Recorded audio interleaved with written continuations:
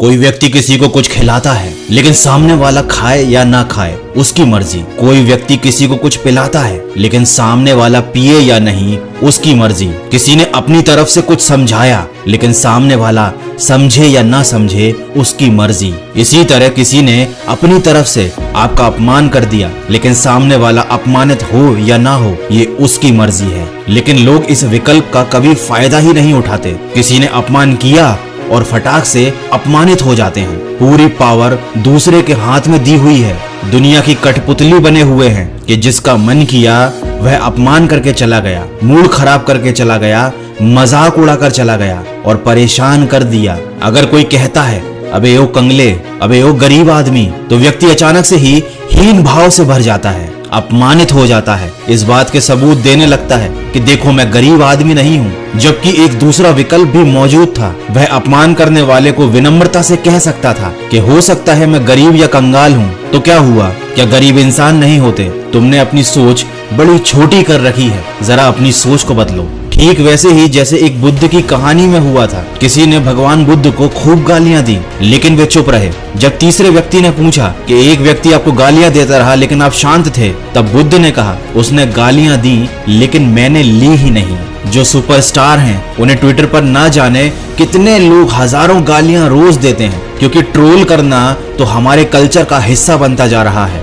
लेकिन क्या कोई सुपरस्टार वापस उन्हें गालियां देता है? बिल्कुल नहीं। वो तो ये सोचते हैं कि हम अपना मुंह क्यों गंदा करें, इन ट्रोल्स की कोई इज्जत नहीं, लेकिन मेरी तो इज्जत है, मैं क्यों इनके स्तर पर गिरूं, इन्हें जो बकना है बकने दो। तो बस इसी तरह विनम्रता से आप भी दूसरों को उनकी घटिया सोच का आईना दिखा दीजिए। आपने सुना होगा मुद्दते लाख बुरा चाहे तो क्या होता है, वही होता है जो मंजूर खुदा होता है। मतलब ये कि अपमान करने वाला शख्स चाहकर भी आपकी छवि खराब नहीं कर सकता। यदि आप पाक हैं, आपका मन साफ है और कोई आपको नीचे दिखाने के लिए अपमान करता है, तब उस समय हम अपने आप को पराजित और अपमानित महसूस करते हैं। लेकिन यही वह समय होता है जब हमें खुद को नियंत्रित करने की आवश्यकता होती है। जिस तरह सोना आग में जलकर चमकता है और भी ज्यादा निखरता है, उसी तरह हमें भी अपमान की ज्वाला से चमककर और ज्यादा उत्साह के साथ परिश्रम करके जीवन में आगे बढ़ना चाहिए। यही उस अपमान करने वाले व्यक्ति को सबसे अच्छा जवाब होगा।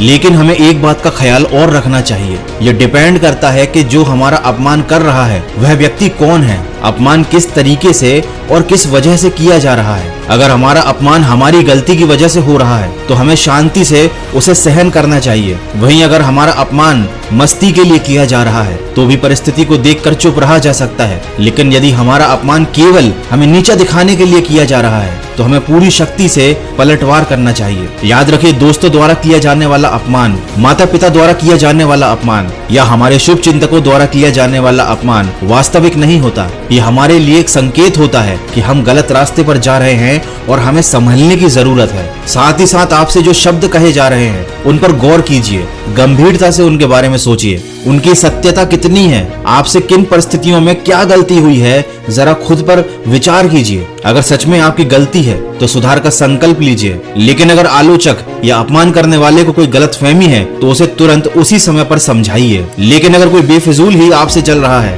तो उसे सही समय आने पे जवाब दीजिए। तुरंत लड़ने या बहस करने का कोई फायदा नहीं होता, क्योंकि सामने वाला यही चाहता है कि आप लड़ें और वो आपको और ज्यादा बेइज्जत करे। एक और महत्वपूर्ण बात है कि पलटवार करना कितना सही है और कितना गलत होता है। आइए अब समझते हैं कि किसी बुराई या किसी अपमान करने वाले पर पलटवार करना कितना सही होता है। जब कोई हमारा अपमान करता है तो सबसे पहली इच्छा मन में होती है कि हम उसको ऐसा जवाब दें कि उसकी बोलती बंद हो जाए, जो बिल्कुल सही नहीं है। ये बिल्कुल वैसा ही है जैसे माचिस की तीली को जलाने के लिए खुद भी जलना पड़ता है। मेरे विचार से जब कोई आपका अपमान करता है तब उस समय आपको अपनी सफाई में कुछ कहने की जरूरत नहीं है, न ही लड़ने की आवश्यकता है। आपको चुप रहकर सही वक्त की प्रतीक्षा करनी है और अपने कामों से खुद को सही साबित करना है, क्योंकि अपमान का बदला लेने से रिश्ते हमेशा खराब हो जाते हैं, चाहे वे परिचित से हों या किसी अपरिचित के साथ। हम सभी जानते हैं कि गंदा पानी भी कभी न कभी आग बुझाने के काम आ सकता है। इसीलिए किसी से भी संबंध बिगाड़ने में कोई समझदारी नहीं है। जिस तरह आप किसी लकीर के आगे